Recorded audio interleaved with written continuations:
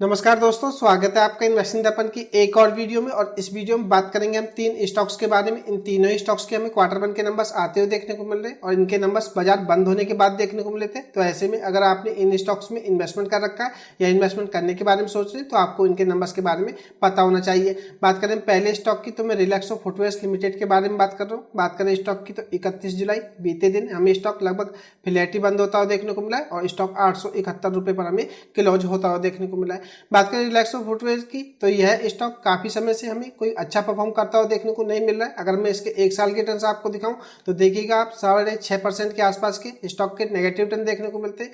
5 साल में आप देखेंगे तो 103% के रिटर्न आपको रिलैक्सो फुटवेयर के देखने को मिलेंगे। बात करें स्टॉक की तो स्टॉक यहाँ से अभी भी हमें बड़ी गिरावट में देखने को मिल रहा है।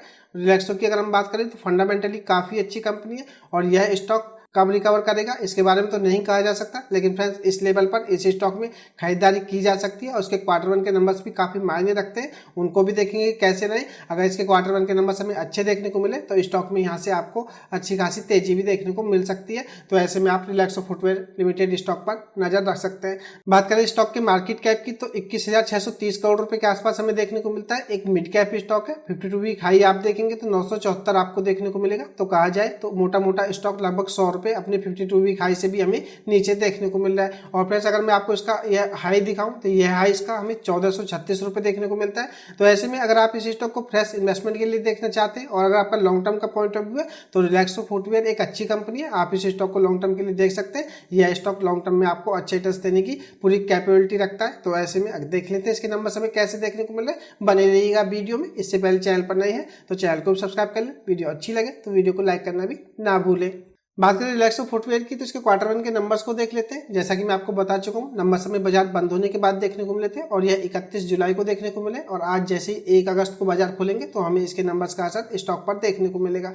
बात करें मार्च 24 से जून 24 की तो सेल्स 747 करोड़ रुपए से बढ़कर के 748 करोड़ रुपए हो गई है। तो हमें सेल्स मामूली सी इनकी बढ़ती हुई देखने को मिल रही है। बात करें ईबीआईटी की तो 120 करोड़ रुपए से गिर करके 98.9 करोड़ या कहा जाए तो 99 करोड़ रुपए के आसपास हमें देखने को मिल रही है। तो हमें ईबीआईटी में इनकी गिरावट देखने को मिल रही है। नेट प्रॉफिट की बात करें तो 61.4 करोड़ रुपए से गिर करके 44.4 करोड़ हमें देखने को मिल रहे हैं। तो नेट प्रॉफिट में बड़ी गिरावट देखने को मिल रही है। बात करें ईपीएस की तो 2 रुपये 47 पैसे से गिर करके 1 रुपये 78 पैसे हो गया। तो ईपीएस में भी गिरावट देखने को मिल रही है। तो बात करें रिलैक्सो फुटवेयर की तो क्वार्टर बेसिस के हिसाब से परफॉर्मेंस हमें कोई ज्यादा अच्छी देखने को नहीं मिल रही है। नंबर्स हमें इसके वीक देखने को मिल रही है। ईयर ऑन बेसिस के हिसाब से बात करें यानी कि जून 2023 से तो सेल्स में मात्र 1% की जंप देखने को मिल रही है। क्वार्टर बेसिस के हिसाब से भी हमें थोड़ी सी जंप देखने को मिल रही है।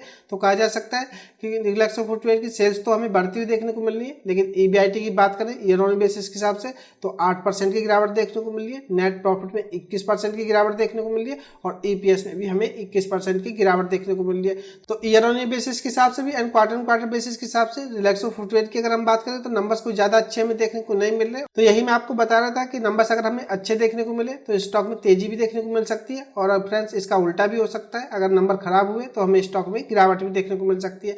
तो ऐसे में अगर हम बात करें रिलैक्सो फुटवेयर में तो स्टॉक के नंबर्स हमें कोई ठीक ठाक देखने को नहीं मिल रहे। अब देखने वाली बात भी होगी कि बाजार इसके नंबर्स को लेकर के कैसा रिएक्ट करता है। और फ्रेंड्स अगर आप इस स्टॉक में फ्रेश इन्वेस्टमेंट करना चाहते हैं तो आप एक साथ खरीदारी न करके थोड़ी थोड़ी खरीदारी करें, जिससे कि आपको इस स्टॉक में नीचे के लेवल पर खरीदारी करने का मौका मिलता रहे। स्टॉक अच्छा है, लॉन्ग टर्म का पॉइंट ऑफ व्यू है तो ये आपको लॉन्ग टर्म में अच्छे रिटर्न्स देने की पूरी कैपेबिलिटी रखता है। तो ऐसे में आप रिलैक्सो फुटवेयर के स्टॉक पर नजर रख सकते हैं। बात करें दूसरे स्टॉक की तो मैं टाटा स्टील लिमिटेड के बारे में बात कर रहा हूँ। टाटा स्टील के क्वार्टर वन के नंबर्स भी हमें कल आते हुए देखने को मिल चुके हैं। तो ऐसे में देखने वाली बात होगी कि इसके नंबर्स कैसे देखने को मिल रहे हैं। अगर हम बात करें बीते दिन 31 जुलाई की तो स्टॉक 0.84% की तेजी में देखने को मिला है और स्टॉक 165 रुपए 44 पैसे पर हमें क्लोज होता हुआ देखने को मिला है। बात करें टाटा स्टील की तो स्टॉक फंडामेंटली काफी अच्छा है। अगर आपका लॉन्ग टर्म का पॉइंट ऑफ व्यू है तो क्वार्टर वन के नंबर्स के चलते आप इस स्टॉक पर भी नजर रख सकते हैं। अगर मैं आपको इस स्टॉक के बारे में बताऊं तो मार्केट कैप आप देखिएगा 2.06 लाख करोड़ हमें देखने को मिलता है। तो एक काफी बड़ा स्टॉक है। तो ऐसे में फ्रेंड्स आप इस स्टॉक पर भी नजर रख सकते हैं।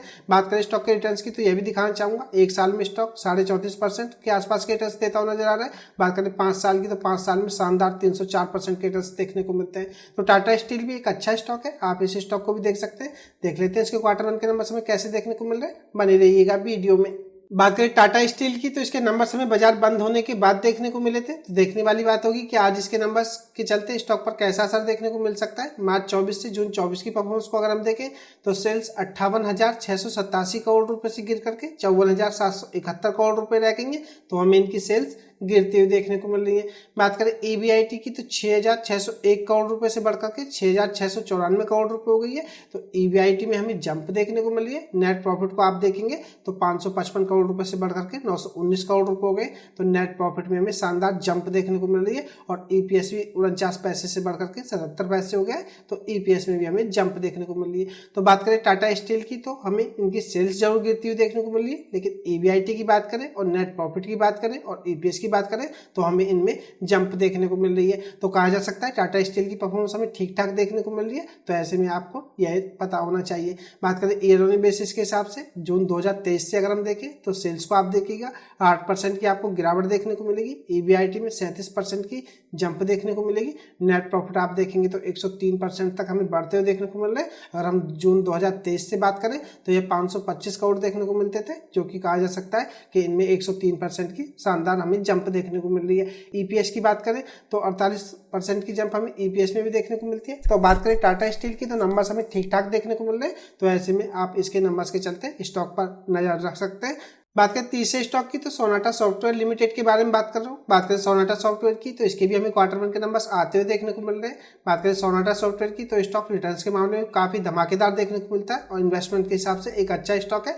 आप अगर ऐसे में चाहें तो इसके क्वार्टर वन के नंबर्स के चलते स्टॉक को फ्रेश इन्वेस्टमेंट के लिए भी देख सकते हैं। और अगर आपने होल्डिंग ले रखी है तो आपको इसके नंबर्स के बारे में पता हो चाहिए कि नंबर्स हमें सोनाटा सॉफ्टवेयर के कैसे देखने को मिल रहे हैं। बात करें स्टॉक की बीते दिन 31 जुलाई की तो 2.39% की बड़ी गिरावट देखने को मिली है। स्टॉक 735 रुपए पर हमें क्लोज होता हुआ देखने को मिला है। बात करें स्टॉक की मार्केट कैप की तो 20,580 करोड़ में देखने को मिलता है। एक मिड कैप स्टॉक है और इसका 52 वीक हाई आप देखेंगे तो 870 आपको देखने को मिलेगा। तो कहा जा सकता है स्टॉक अपने 52 वीक हाई से हमें इस समय नीचे देखने को मिल रहा है। और अगर आपको इस स्टॉक के रिटर्न्स के बारे में नहीं पता है तो यह भी दिखाना चाहूंगा। एक साल की बात करें तो 40% रिटर्न्स आपको देखने को मिलेंगे। और आप देखिएगा फ्रेंड्स यह स्टॉक यहाँ से बड़ी गिरावट में हमें देखने को मिल रहा है। बात करें स्टॉक की तो स्टॉक के अगर हम 5 साल के रिटर्न्स को देखें तो 5 साल में आप देखिएगा 519% के शानदार रिटर्न्स दे चुका है। तो ऐसे में आप सोनाटा सॉफ्टवेयर स्टॉक पर भी नजर रख सकते हैं। अगर आपका लॉन्ग टर्म का पॉइंट ऑफ व्यू है तो एक अच्छा स्टॉक है। आप इस स्टॉक को चाहें तो फ्रेश इन्वेस्टमेंट के लिए भी देख सकते हैं। बात करें स्टॉक की तो स्टॉक यहाँ से हमें बड़ी गिरावट के बाद रिकवर करता हुआ देखने को मिल रहा है। तो हो सकता है यह स्टॉक इसके नंबर्स के चलते आपको अच्छी खासी तेजी में भी देखने को मिले और इस स्टॉक में आपको आने वाले समय में ब्रेकआउट भी होता हुआ देखने को मिले।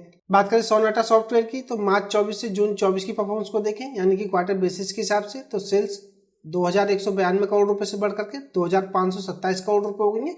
तो हमें सेल्स इनकी बढ़ती हुई देखने को मिल रही है। बात करें EBIT की तो 144 करोड़ रुपए से बढ़ करके 176 करोड़ हमें देखने को मिल रही है। तो EBIT में भी जंप देखने को मिल रही है। नेट प्रॉफिट की अगर हम देखें तो 110 करोड़ रुपए से गिर करके 106 करोड़ रुपए रह गए। तो नेट प्रॉफिट हमें इनके गिरते हुए देखने को मिल रहे हैं। बात करें EPS की तो 3 रुपये 94 पैसे से गिर करके 3 रुपये 77 पैसे हो गए। तो हमें EPS में भी गिरावट देखने को मिल रही है। ईयर ऑन बेसिस के हिसाब से बात करें यानी कि जून 2023 से परफॉर्मेंस को देखें तो सेल्स में हमें 25% की जंप देखने को मिलती है। EBIT में बात करें तो 1% की गिरावट है। नेट प्रॉफिट में 12% की गिरावट देखने को मिल रही है और EPS में भी हमें 12% की गिरावट देखने को मिल रही है। तो बात करें सोनाटा सॉफ्टवेयर की तो हमें क्वार्टर बेसिस के हिसाब से भी नेट प्रॉफिट गिरते हुए देखने को मिल रहे हैं। ईयर ऑन बेसिस के हिसाब से भी नेट प्रॉफिट गिरते हुए देखने को मिल रहे हैं। तो परफॉर्मेंस हमें कोई ज़्यादा अच्छी देखने को नहीं मिल रही है। अब देखने वाली बात होगी कि बाजार इसके नंबर्स को लेकर के कैसा रिएक्ट करता है। तो आप इसके चलते सोनाटा सॉफ्टवेयर स्टॉक पर नजर रख सकते हैं। तो बात करें सोनाटा सॉफ्टवेयर की, अगर इसके नंबर्स के चलते स्टॉक में आपको गिरावट देखने को मिले तो फ्रेंड्स आप इस स्टॉक में खरीदारी कर सकते हैं, लेकिन एक साथ खरीदारी करने से बचे, थोड़ा थोड़ा इसमें खरीदारी करते रहे और लॉन्ग टर्म के लिए होल्ड करें। यकीनन यह स्टॉक अच्छे रिटर्न देने की पूरी कैपेबिलिटी रखता है और जैसे ही इस कंपनी के नंबर्स हमें अच्छे देखने को मिलेंगे आने वाले क्वार्टरों में तो यह स्टॉक आपको रिकवर करता हुआ देखने को मिलेगा और अच्छे रिटर्न देता हुआ नजर आएगा। तो यह 3 स्टॉक जिनके क्वार्टर वन के नंबर्स हमें कल बाजार बंद होने के बाद देखने को मिले, इनके नंबर्स के चलते आप इन स्टॉक्स पर नजर रख सकते हैं। तो ये खास अपडेट की वीडियो आपको कैसी लगी मुझे कमेंट करके बताएं। वीडियो अच्छी लगी हो तो वीडियो को लाइक करें, शेयर करें। मैं मिलूंगा आपसे नई वीडियो में, तब तक के लिए नमस्कार।